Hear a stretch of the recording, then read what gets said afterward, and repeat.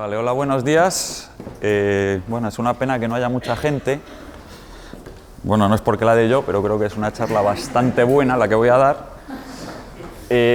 Bastante interesante y que creo que os va a ayudar mucho a entender... Vale. Sí, bueno. ¿Puedes caminar con ello?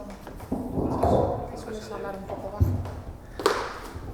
A entender el mundo financiero que nos rodea, el dinero, el mercado, es decir, cosas que todos los días vemos, noticias con las que todos los días, digamos, nos desayunamos, es el entorno en el que vivimos. Sin embargo, la comprensión de esos fenómenos en la sociedad es peor que pobre, es absolutamente nefasta.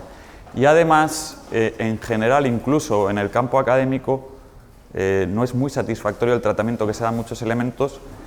Está muy oscurecido, hay mucha verborrea, y lo que yo os voy a proponer es aclararlo todo ello con una idea que es potentísima, que es la idea de liquidez, que la introdujo el padre de la Escuela Austriaca de Economía, que fue Karl Menger. ¿Vale? Así que sobre todo lo que vamos a hablar es del dinero, qué es el dinero, cómo surge el dinero, si el dinero es un sustantivo o un adjetivo. Hayek decía que era un adjetivo y yo coincido con él. Es decir, lo que hay es dinerabilidad, no dinero. Vamos a hablar de cómo se estructura la producción, la soberanía del consumidor y qué implica ello para los productores. Y para cómo se produce vamos a hablar del mundo financiero, vamos a hablar de la banca, vamos a hablar de cómo se relaciona la banca con el dinero. Ya os anticipo que no es simplemente que la gente meta su dinero en el banco, la cosa es bastante más compleja. Y también vamos a hablar finalmente de los ciclos económicos, de las expansiones, de las recesiones, de las crisis, a ver si nos da tiempo todo ello, y lo que voy a intentar es hacerlo muy comprensible, digamos, con decisiones que hemos tomado nosotros desde, digamos, en el tiempo, nuestra civilización, bueno, todas las civilizaciones, el ser humano. Voy a intentar que digamos, cualquier concepto que se desvíe de lo que es algo generado por el ser humano desaparezca, que no nos aparezcan aquí ecuaciones físicas ni agregados que no tengan relación con el ser humano. Entonces vamos allá. Bien, para conocer un poquito el perfil del público, querría saber cuántos de vosotros sabéis lo que es la utilidad marginal.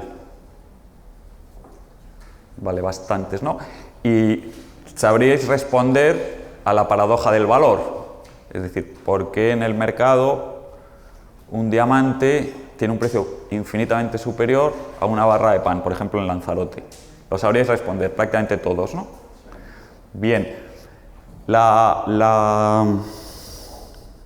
el concepto clave que resolvió esa paradoja de utilidad marginal fue introducido en 1870 y particularmente a nuestros efectos, a lo que a nosotros nos importa, por Karl Menger, que fue el padre de la Escuela Económica Austriaca. A partir de entonces, en todos los tratados de economía, se hace mucho énfasis en la idea de utilidad marginal, es decir, no vais a encontrar ningún manual de economía, salvo quizá algún tardo marxista o alguna cosa muy extraña, en la que no se introduzca el concepto de utilidad marginal para dar cuenta del valor y de la formación de los precios, ¿vale? Y se resume básicamente en que para que un bien sea valioso tiene que ser escaso y útil. Cuanto más útil y más escaso, pues más valioso es, ¿vale? Con lo que tenemos en cuenta, ya lo sabéis, las cantidades disponibles en relación con las necesidades. Se suele poner, hay bienes escasos como los huevos podridos, que tienen mucho menor valor que bienes más abundantes como los huevos frescos, y es simplemente porque los segundos tienen utilidad los primeros. Vale. La idea de utilidad marginal está muy metida en la economía, y sabemos que cada bien tiene una utilidad marginal distinta, y eso explica su valor, las relaciones de precios, etc. De lo que apenas se habla, y se ha olvidado prácticamente, es de otra cualidad que los bienes tienen, todos ellos, igualmente en distinto grado. Y esa idea es la de liquidez, ¿vale? Liquidez. Y esa va a ser la idea que nos va a guiar en todo este viaje y vais a ver lo fértil que es y lo importante que es para comprender el mundo económico. Bien, liquidez lo vamos a definir como la capacidad que tiene un bien de ser intercambiado en cualquier momento, en cualquier lugar y en cualquier cantidad, sea la cantidad que ésta sea, es decir, puede ser 1, puede ser 100, puede ser 1000, puede ser 10.000, con el menor quebranto posible. ¿Vale? Bien. ¿Qué virtudes tiene un bien líquido?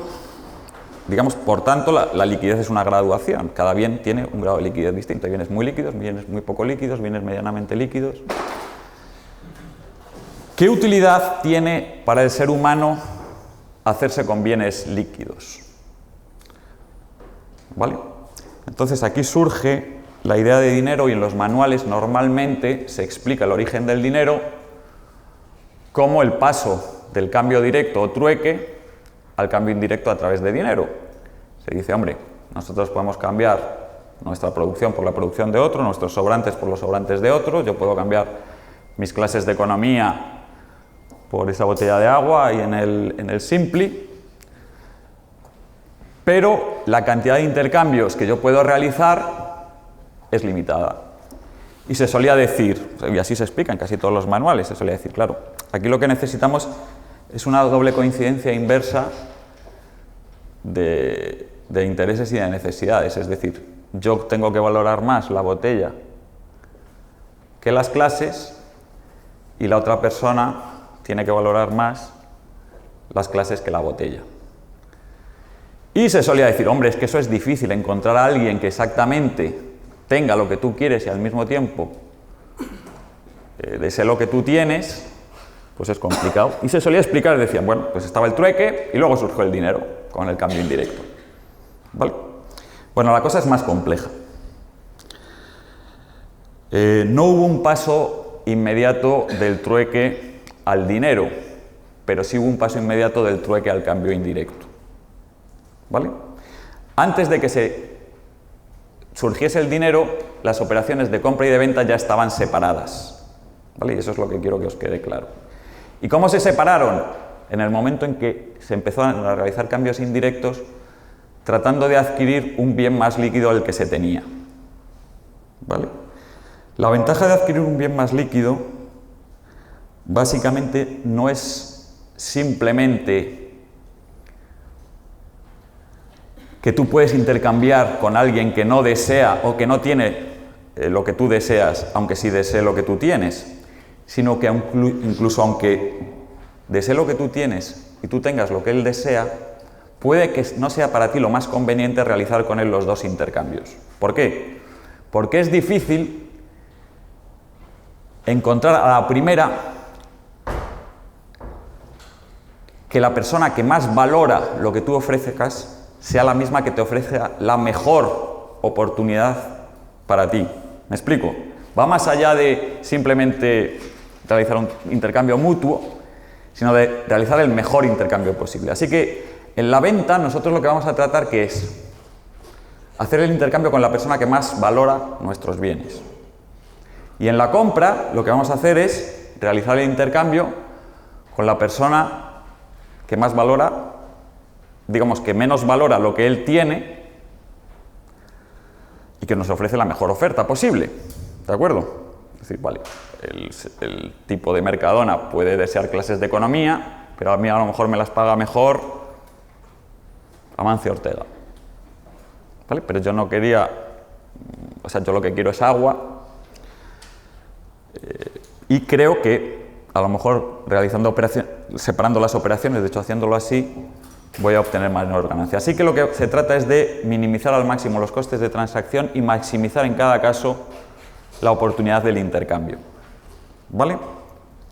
Bueno, la separación de la compra y de la venta tiene además otra serie de virtudes. Y es que no tengo que acompasar producción y consumo. ¿De acuerdo? Puede ser que en determinados momentos yo tenga mucha capacidad productiva, pero no tenga tanta necesidad de adquirir bienes, y puede ocurrir otras veces que yo tenga gran necesidad de adquirir bienes, esté débil, enfermo, viejo, etc. Así que, separando ambas operaciones, no solo maximizo los beneficios de cada una de ellas, sino que además puedo desacompasar producción y consumo, cosa que en el ser humano es algo normal, como en todos los seres, y puedo constituir reservas, ¿de acuerdo? Es decir, puedo ir acumulando riqueza en forma adecuada para desacumularla cuando sea necesario. Bien, todo eso se consigue utilizando bienes líquidos. Bien. Vale. ¿Qué efectos tiene eso sobre la composición de la sociedad y su forma de organizarse?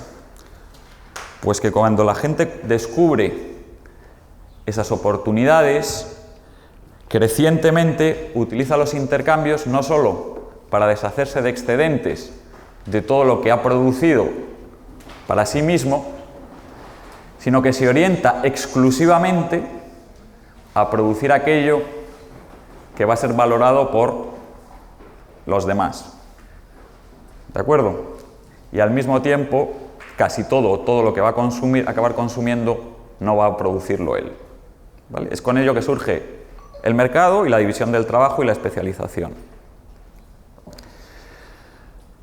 Bien, cuando surge el mercado,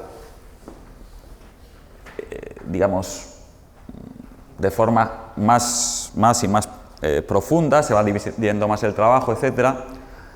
Todavía, digamos, las oportunidades de mejora siguen existiendo. ¿Por qué?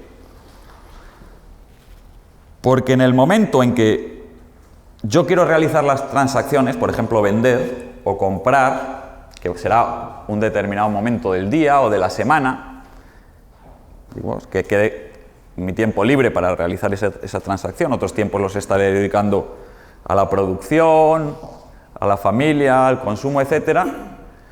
Yo me voy a dirigir normalmente a un sitio en donde espero que otras personas, que otros agentes económicos tengan intención de realizar intercambios, ¿vale? Lo que normalmente se llama, pues, ir a un mercado. Una plaza, una reunión, bueno, pues vosotros sabéis, aquí me parece en Teguise, pues todos los domingos hay un mercadillo, etc. Bien, el problema es que eso es un momento limitado en el tiempo y mis potenciales compradores, igual que mis potenciales vendedores, de momento, van a ser los que ese día les venga bien estar ahí y tener esa necesidad. Así que va a haber días que me voy a encontrar que hay mucha gente y va a haber días que me voy a encontrar que no hay nadie, porque a mí a la hora que me venía bien realizar la transacción era a las 6 de la mañana y a esa hora todavía no se había levantado nadie.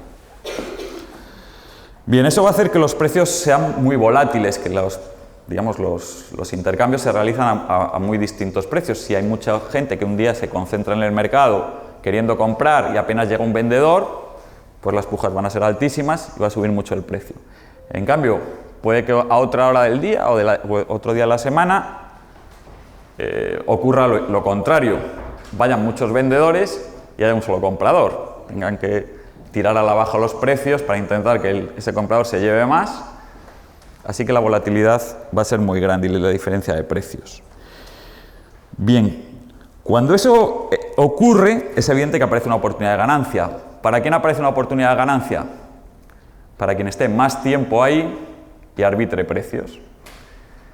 Y cuando aparezcan muchos vendedores y pocos compradores, compre, porque el precio es bajo.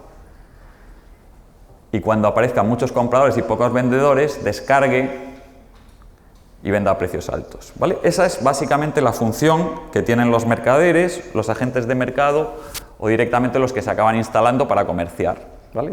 El tendero chino, básicamente eso es lo que hace. O el que está permanentemente en una lonja esperando a que lleguen los pescadores, pero al mismo tiempo está más tiempo para cuando vayan llegando las señoras para preparar la comida, etcétera, etcétera. Bien.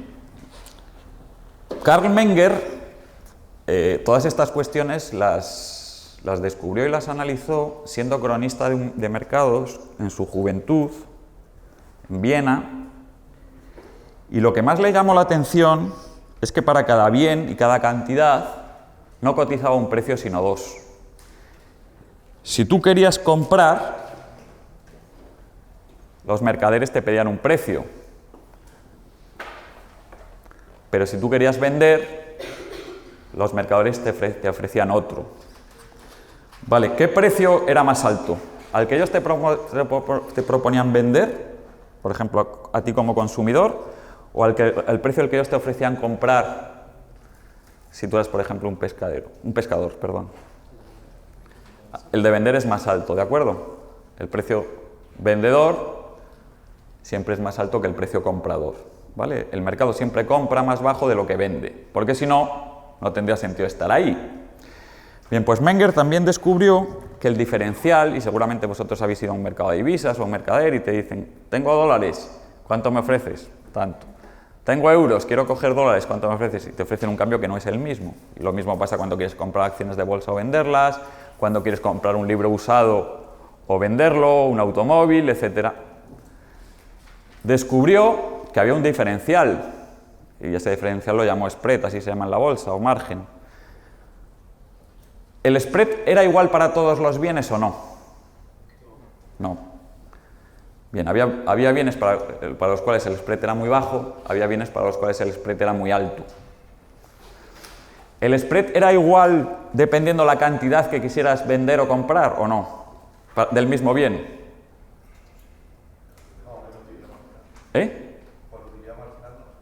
Claro, cuanto más querías vender, ¿qué le ocurría al precio que te ofrecían? Que era más bajo, efectivamente.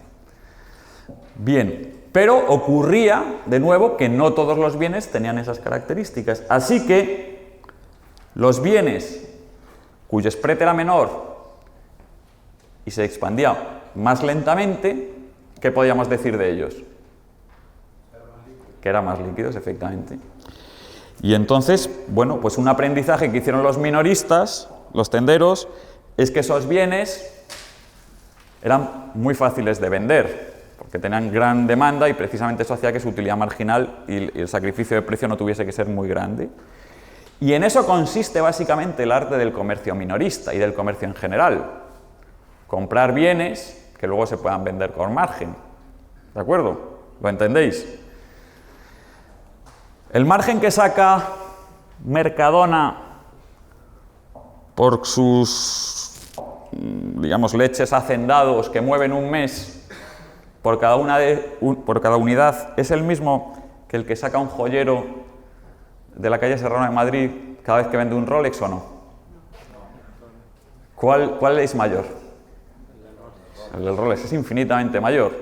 ¿Y por qué? Precisamente porque su liquidez es muchísimo menor y sabe que si vende uno al mes, pues bueno, estoy exagerando, pues ya se puede dar por satisfecho, mientras que Mercadona necesita vender prácticamente uno cada 3 o 2 minutos e ir vaciando sus estanterías para volverlas a reponer, etcétera, etcétera.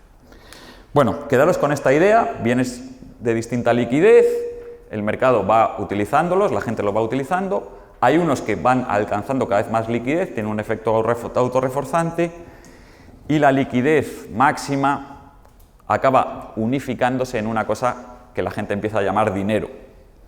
¿Vale? Pero, como decía Hayek, si el dinero es la liquidez máxima, la liquidez más próxima a la máxima es dinerable. Y hay otras escuelas económicas que lo que dicen es el dinero lo podemos definir en función de los distintos agregados por su grado de liquidez, de la escuela cuantitativa, por ejemplo. Los que lo hayáis oído, pues los M1, los M2, los M3, etcétera, ¿vale? Es una aproximación física, cuantitativista, a un fenómeno que no comprenden bien, pero que sí que observan. Bueno, más cosas. ¿Cómo seguía la producción? Hemos visto qué es lo que hacen los distribuidores. Los distribuidores básicamente tratan de buscar los bienes que se venden bien y arbitran los márgenes. Si el bien se vende muy bien, entran más competidores, cae el margen y se necesita mucha rotación para operar. Si el bien no se vende bien, la gente no lo ve tan claro, desaparecen bastantes y hay menos operadores. y hay menos movimiento de mercancías.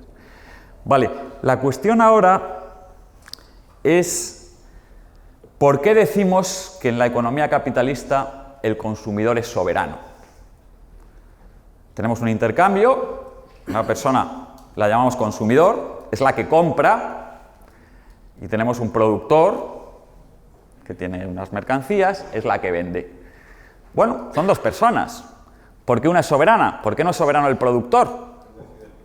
Decide el precio el consumidor que está dispuesto. Hombre, no siempre lo decide él. Es decir, yo voy ahí a la tienda y le digo, dame 1 kilo de carne, te doy 20 céntimos. Está dispuesto a pagar por ese bien.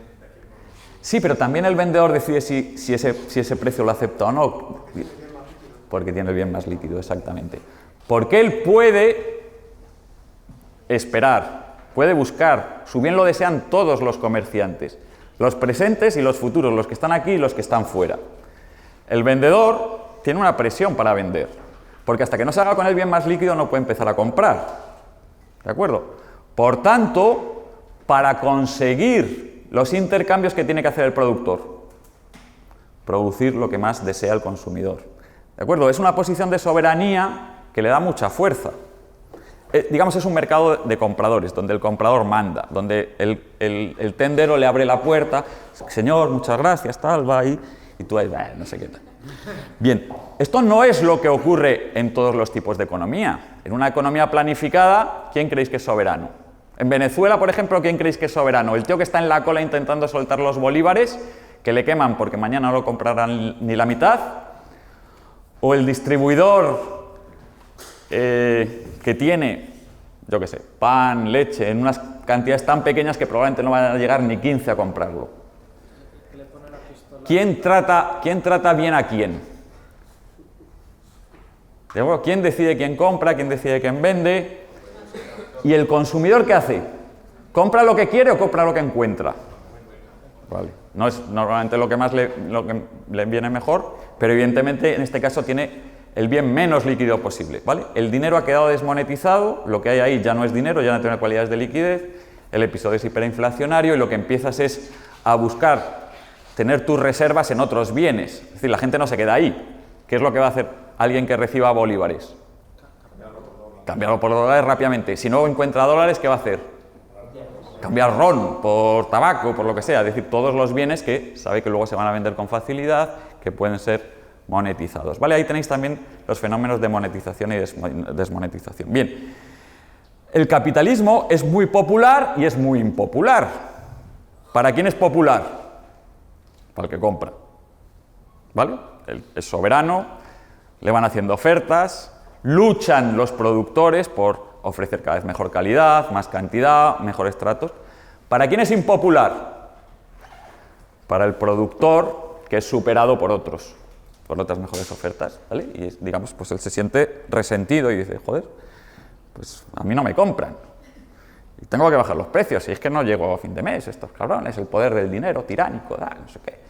¿No sería mejor que a mí me pusiesen al comprador ya directamente ahí, así enfilado, y le coloque yo lo que le coloque? Por ejemplo, profesor, perdón si hay alguien que lo sea, de educación pública. Me ponen ahí a los alumnos, les largo lo que quiera y pongo el cazo. Y si protestan, como decía Luis Alfonso, la plaza la tengo en propiedad. Bueno, hemos visto la soberanía del consumidor, hemos visto los bienes, hemos visto el surgimiento del mercado. Perdón un momento.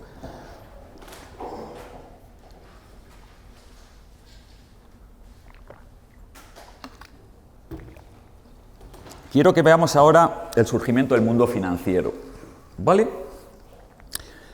Digamos, en las sociedades atrasadas,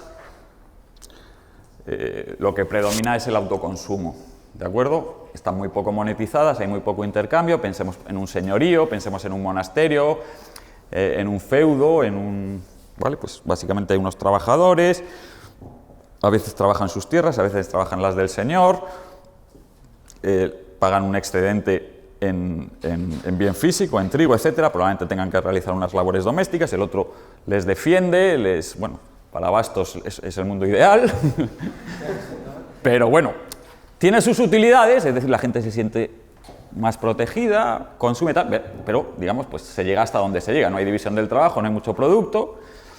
Vale. Ahí no hay dinero, apenas, y ahí no hay mundo financiero, apenas. ¿Vale? Y hay pocas transacciones de este tipo, casi todas son transacciones pues, como las que yo tengo con mi hermano, con mi padre y tal. Hoy limpio yo, tú mañana haz la comida, ve a recoger a los niños, tal. Vale, conforme se va extendiendo la división del trabajo y el mercado, y se va creando ese mercado permanente, y va habiendo ya gente que se dedica solo a producir para el mercado y otros que están siempre ahí, mercaderes, y van distribuyendo, la cantidad de transacciones se multiplica. Bien, las transacciones hemos visto que en una de las partes tenía dinero y otras tenía bienes o servicios. La pregunta que os hago yo es, ¿la transacción tiene que quedar completada por las dos partes en el acto o no? No.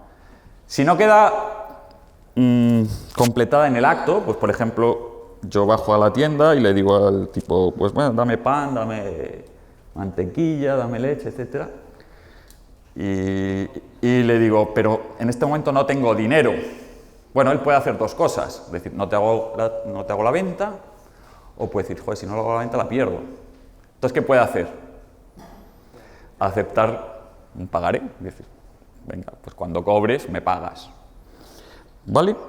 ¿Qué porcentaje de transacciones en la economía creéis que se hacen cash? ¿Y qué porcentaje creéis que quedan pendientes de pago? 1 en cash, 99 pendiente de pago, no tanto. Bueno, cada vez más es cierto porque se va utilizando la tarjeta y toda esta historia, pero básicamente puede estar del orden de 80-20, 85-15, ¿vale? En el mundo empresarial está cercana al 100%, en el mundo empresarial. En el mundo de los consumidores no tanto, porque, como decía el otro día, me parece que a Martín, si yo voy por la carretera y está el paisano ahí vendiendo su miel, y me acerco y le digo, oh, me apetece mucho tu miel, tal. Pero bueno, ahora no tengo dinero, ya te pagaré. Claro, el tipo... Este tío no le he visto, probablemente no le vuelva a ver, no tengo noción de quién es, y hombre, tendría que ser un poquito ingenuo para hacerlo, ¿vale? De hecho, con el tiempo ya sabéis que el tipo de cliente que es, cada vez pues, las tarjetas de crédito lo van explorando más, y lo pueden, digamos, esa labor el vendedor la va externalizando. Es decir, bueno, pero el punto que yo quiero que nos quedemos con él es que esas transacciones pendientes de pago, que son una cantidad enorme, dejan un rastro, hacen que surja algo. ¿Qué es lo que surge? Promesas de pago. Promesas de pago por todos lados en la economía. Promesas en forma de letras, de pagarés, hay préstamos. ¿De acuerdo? Así que aparece una nueva realidad que son los activos financieros. ¿Vale? Y cuando antes la mayor parte de los bienes era tener una tierra, tener caballos, poderlos proteger con espadas, etc. No sé quién podía ser la persona más rica en tiempos de Ricardo Corazón de León, pero seguro que su estructura de propiedad era bastante distinta a la que puede tener ahora Amancio Ortega. ¿Qué es lo que tiene Amancio Ortega por riqueza? ¿Tiene bienes de consumo suntuarios? Sí, pero ¿qué porcentaje? Exactamente. Probablemente pues, tendrá sus buenas casas, algunos coches, algunos aviones. No creo que sea más del 1%. La mayor parte de lo que tiene son activos representativos de promesas de pago o bien de propiedades, de factores productivos canalizados hacia la producción de bienes para el mercado. Y el valor de las mismas, ¿de qué va a depender? De que los consumidores sigan comprando. ¿De acuerdo? El mayor accionista de Kodak hace 30 años era una persona extraordinariamente rica.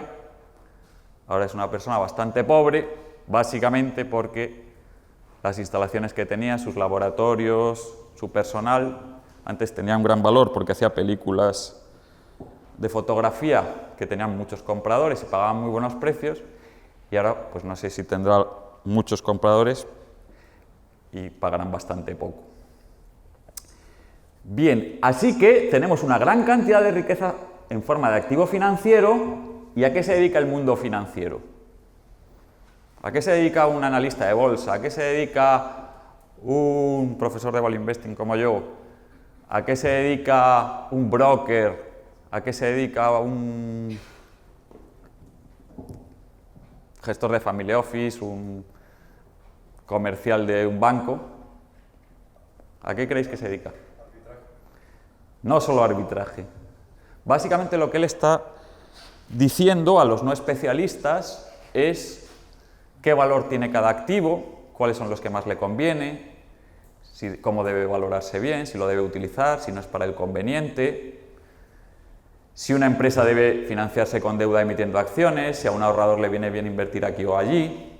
Veis que es una cuestión muy importante, aunque, como ya digo, la mayor parte de la gente considera que la economía financiera es algo parasitario de la economía productiva, como si determinar el valor de lo que hay que producir, dónde tener tus ahorros, fuese algo menor.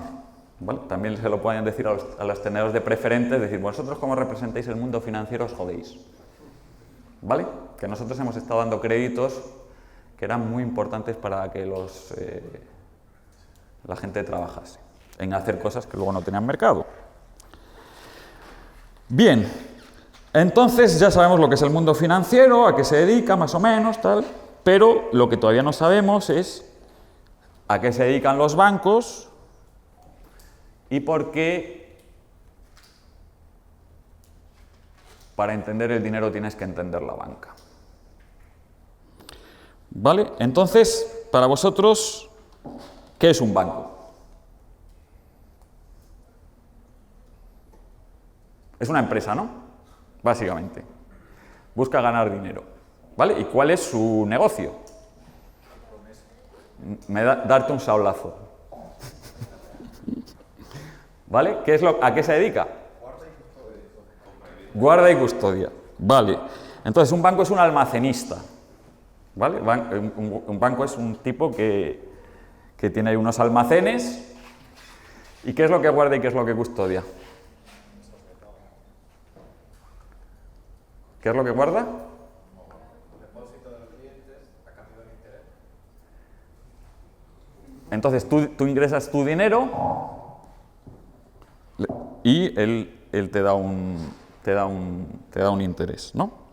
Bien, ¿yo eso lo puedo hacer o no? ¿Yo puedo recibir dinero en depósito y pagar un interés? ¿No puedo? Sí que puedo, claro, puedo. Entonces, ¿yo puedo ser un banco? Vale, entonces, ¿qué diferencia hay?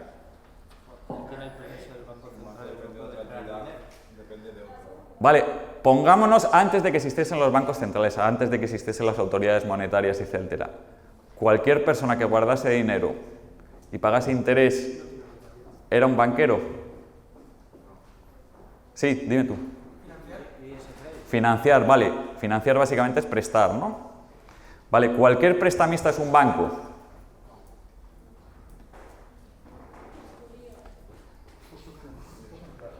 ¿Vale? Sabes que hay usureros que son prestamistas, el tío que va allí y dice, hazme una pignoración de tal cosa y te da un préstamo, o si luego me lo devuelves, pues te enajeno esto y me lo quedo. Eso es un banco. O sea, ¿qué es lo que caracteriza a un banco moderno? ¿Por qué están regulados? ¿Por qué hay autorización, etcétera? Y en cambio esas figuras existe el prestamista ahí que hace lo que hemos dicho, incluso existen los almacenes. Incluso yo podría decir, venga, alquilo cajas fuertes. ¿Hoy en día te refieres? Sí, en general. O sea, ¿qué es lo que marca el surgimiento de la banca? Hoy en día porque puede crear dinero bancario. Claro, pero ¿por qué puede crear dinero bancario? Es decir, ¿por qué decimos que puede crear dinero bancario? ¿Qué quiere decir crear dinero bancario? Que yo tengo 50 euros que me da el banco y a partir de eso puedo crear, dependiendo del coeficiente de caja que marque la autoridad, crear dinero casi infinitamente. Vale, y entonces, si eso es así, ¿en qué consiste el dinero que decimos que puede crear el banco? Porque si el banco pudiese crear dinero, como nos ha contado Fran, jamás tendría dificultades. ¿Vale? El Banco Popular tiene dificultades, voy a crear dinero. No puedo pagar a mis dividendos, no puedo subirlo un 100%, voy a crear dinero. ¿Tendrá algún...? Porque hay confianza de que no se retire el dinero. Exactamente. Entonces, básicamente, para poder crear dinero, como vosotros decís, el banquero lo que tiene la necesidad es de que en sus depósitos haya confianza y no se exija un reembolso a dinero de curso legal para realizarlo. Vale, en el proceso de creación del dinero, que básicamente nos estamos anticipando porque realmente no se está creando dinero, se están creando depósitos bancarios y son los agentes los que deciden que esos depósitos bancarios se utilizan en las transacciones normalmente en forma de y liquidan los pagos y básicamente por eso funcionan digamos como sustitutos del dinero, son dinerables. Bien, de forma tal que los depósitos los depósitos de los bancos al fin de cuentas son promesas de reembolso, ¿vale? Y como él ha dicho, pueden surgir porque tú lleves tu dinero y te hagan esa promesa, pero pueden surgir de otra forma o no. Exactamente, y cuando da un préstamo, ¿qué es lo que hace el banco? Te hace una promesa de si tú necesitas este dinero, yo te lo voy a reembolsar. ¿Tú haces algo a cambio o no? Yo como cliente particular. Sí. Yo me comprometo con él a reembolsarle. Exactamente. Entonces, lo que hay es un intercambio de promesas. Tú le prometes devolverle el dinero y él te promete que si tú lo necesitas, lo puedes retirar. Así que veis que es un surgimiento de una promesa de pago, la del banco, contra una promesa de pago, la tuya. Bien. La promesa del banco, ¿qué características tiene que no tiene la tuya? ¿Y por qué necesitas ir al banco? Digo, bueno, yo ya tengo esta promesa, pues se la voy a hacer al tío de Mercadona, ¿por qué voy a ir al banco? ¿Qué diferencias hay de promesas? ¿Por qué Mercadona acepta la promesa del banco y acepta que yo le transfiera mi depósito y se quede él como acreedor del banco y no acepta mis pagarés? Exactamente. Entonces, el banco es mejor deudor que yo. Estamos diciendo eso. El banco es mejor deudor que yo. ¿Vale? Ahora, el banco es mejor deudor que yo para terceros. Pero, ¿el banco de quién es deudor? Mío. Es decir, tiene la capacidad el banco de convertir a un peor deudor en un mejor deudor, subrogándose en esa posición. ¿Vale? ¿Lo entendéis? Bien, ¿qué más características tienen las deudas de los bancos que no tienen las deudas que yo le doy al banco? Son más líquidas, Bien, ¿por qué son más líquidas? porque pueden ser intercambiadas por más gente te lo acepta en cambio. Bien, y te lo acepta porque conocen mejor al deudor y porque lo pueden convertir en dinero de curso legal inmediatamente. Bien, ¿mis deudas se pueden convertir en dinero de curso legal inmediatamente? No, solo necesitas que alguien te las compre. ¿De acuerdo? Vale, el problema es que el banco tiene que convertir dinero de curso legal en dinero de curso legal inmediatamente. ¿Y qué tiene para hacerlo? Si la gente empieza a pedirle que retire dinero, ¿qué es lo que tiene? ¿Tiene algo o no? ¿Tiene un pequeño coeficiente de caja que habéis dicho? ¿Tiene algo más? ¿Eh? ¿Qué activos? Bueno, se va a poner a vender el edificio, pero normalmente, ¿qué es lo que va a intentar vender? Pues precisamente esos préstamos que me ha dado a mí. ¿Veis exactamente cuál es la figura? Básicamente, a eso se denomina monetizar activos financieros. Básicamente es darle forma monetaria a promesas de pago de la gente que están referidas al futuro. Básicamente lo que está diciendo el banco es decir, ¿tú quieres comprar esto? Sí. ¿Tienes poder de compra? Actual no, pero tengo mi trabajo para los próximos 5 años. Bueno, pues si tú me das una tercera parte de los frutos de tu trabajo durante los próximos 5 años, yo te doy el poder de compra actual para comprar, ¿vale? ¿Veis cuál es el proceso? Transformar poder de compra en el futuro a poder de compra en el presente, ¿vale? Así que los bienes presentes, ¿con qué se están comprando? Con otros bienes presentes. Por ejemplo, yo puedo estar comprando en el Mercadona con mi trabajo y con mi mensualidad, ¿vale? Llega al mercado mi trabajo, llega al mercado los productos de Mercadona, quedan intercambiados. Pero, ¿con qué puedo comprar yo también? Con tu capacidad de compra futura. Exactamente. ¿Y esa capacidad de compra futura existe o no existe? En el tiempo, ahora, dice, venga, dámela, ¿dónde está? No existe, es virtual. Es virtual, no existe. ¿Qué valor tiene? Es virtual. ¿Vale? La mayor parte de la riqueza del mundo es virtual, no existe. ¿Vale? Eso quiero que os quede claro. No es malo, pero es así. ¿Vale? Facebook, las acciones de Facebook cotizan, ¿a cuánto? 180 veces beneficios. Probablemente los beneficios de este año sean 8.000 millones, 10.000 millones. Las acciones de Facebook se cotizan, se pueden comprar todas en el mercado por alrededor de 400.000 millones. ¿Vale? Evidentemente, esos 400.000 millones no representan lo que Facebook ha ganado hasta hoy que no ha repartido. ¿Vale? Tampoco explican que con 12.000 millones se paguen 100 o 200 o 300.000 millones. Entonces, ¿dónde está el valor? En la capacidad que tiene futura. Exactamente, en la capacidad que tiene futura. En el momento en que se duda sobre esa capacidad, ¿qué ocurre con ese valor? Desaparece. ¿Vale? Bien, esa es, digamos, la forma de riqueza que existe en mayor o menor medida en el mundo. ¿Vale? Como la riqueza no ha sido creada todavía, ¿qué ocurre si alguien la quiere apoderarse de ella, por ejemplo, el Estado?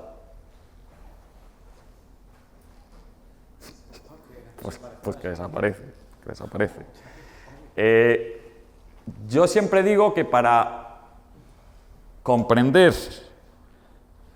los mercados de capitales y el mundo de la inversión, no hay que leer a ningún moderno, ¿vale? No. Yo creo que con haber tenido 6 años y haber leído dos historias es suficiente para entenderlo bien. Y todo lo demás es complicarlo. Vale, esas 2 historias se llaman La gallina de los huevos de oro y El cuento de la lechera. ¿Vale? Bien, la gallina de los huevos de oro era una gallina que cada noche ponía un huevo de oro.